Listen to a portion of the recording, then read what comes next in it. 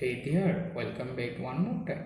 In this video, I am show you how to turn off keyboard sound on Samsung Galaxy S25 or S25 Ultra at the same process. First, open settings. Once you are in settings, scroll down, open the sound and vibration page. After this page, locate the system sound option, open it up. Here you can see the all available option there. Locate the Samsung keyboard option. Right now this option are enabled.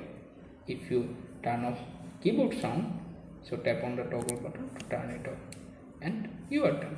Thanks for watching. Please subscribe.